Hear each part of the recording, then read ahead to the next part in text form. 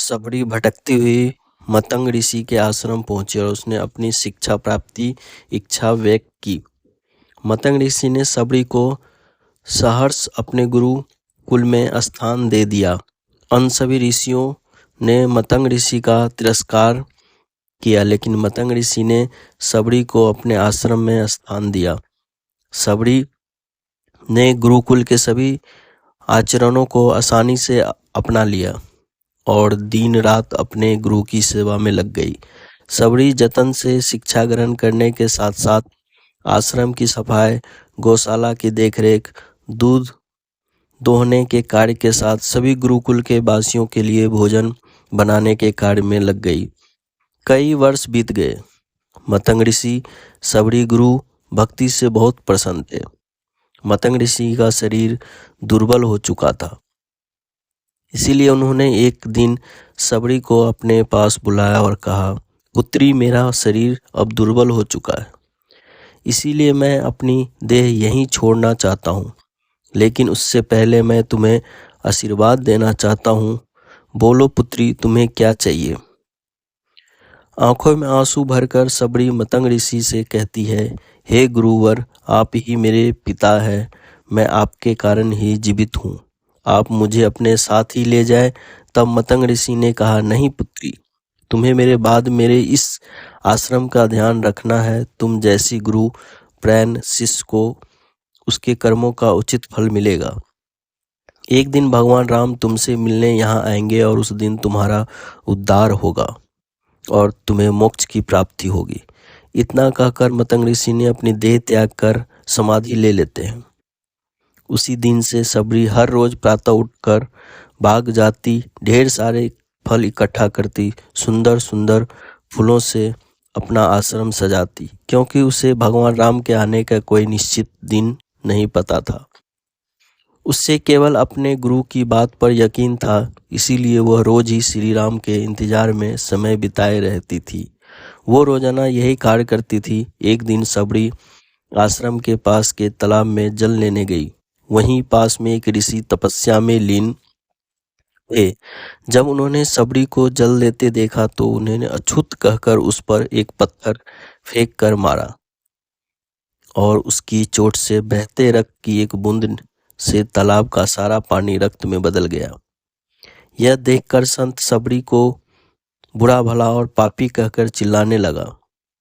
सबरी रोती हुई अपने आश्रम में चली गई। उसके जाने के बाद ऋषि फिर से तप करने लगा। उसने बहुत से जतन किए, लेकिन वो तालाब में भरे रक्त को जल नहीं बना पाया। उसमें गंगा, यमुना, सभी पवित्र नदियों का जल डाला गया, लेकिन रक्त जल में ही नहीं बदला।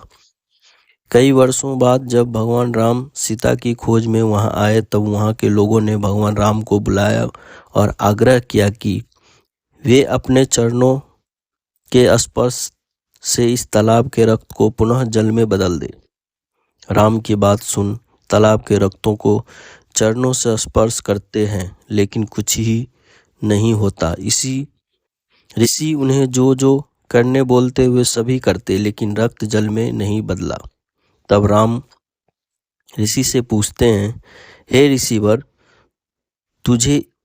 मुझे इस तालाब का इतिहास बताइए। तब ऋषि उन्हें सबरी और तालाब की पूरी कथा बताते हैं और कहते हैं, हे भगवान, यह जल उसी शुद्ध सबरी के कारण अपवित्र है। तब भगवान राम दुखी होकर कहा, हे गुरुवर, यह रक्त उस देवी सबरी का नहीं, मेरे हृदय का है, जिससे तुमने अपने अपशब्दों से घायल किया। भगवान राम ऋषि से आग्रह करते हैं कि मुझे देवी सबरी से मिलना है। तब सबरी को बुलावा भेजा जाता है।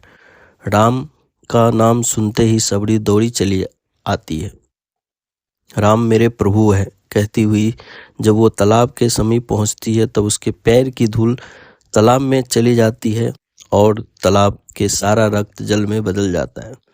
तब भगवान राम कहते हैं, देखिए गुरुवर, आपके कहने पर मैंने सब किया, लेकिन यह रक्त भक्त सबरी के पैरों की धूल से जल में बदल गया।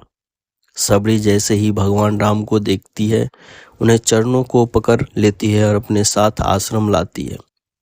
उस दिन भी सबरी रोज की तरह सुबह से अपना आश्रम फूलों से सजाती है और बाग से चक कर सबसे मीठे बैर अपने प्रभु के लिए चुनती है। वो पूरे उत्साह के साथ अपने प्रभु का स्वागत करती है और बड़े प्रेम से उन्हें अपने जूठे बैर परोसती है। भगवान राम भी बहुत प्रेम से उसे खाने उठाते हैं। तब उनके साथ गए लक्ष्मण उन्हें रोक कर कहते हैं, भ्राता ये बैर जूठे हैं। तब राम कहते हैं, लक्ष्मण ये बैर जूठे नहीं सबसे मीठे हैं, क्योंकि इनमें प्रेम और वे बहुत प्रेम से उन बैरों को खाते हैं। मतंग ऋषि का कथन सत्य होता है और देवी सबड़ी को मोक्ष की प्राप्ति होती है। इस तरह भगवान राम सबड़ी के नाम कहलाए। दोस्तों वीडियो कैसी लगी कमेंट्स में ज़रूर बताएं। साथ ही वीडियो को लाइक शेयर ज़रूर करें। अगर चैनल पर नए हो तो चैनल को सब्सक्राइब ज़रूर करें। धन्यवाद।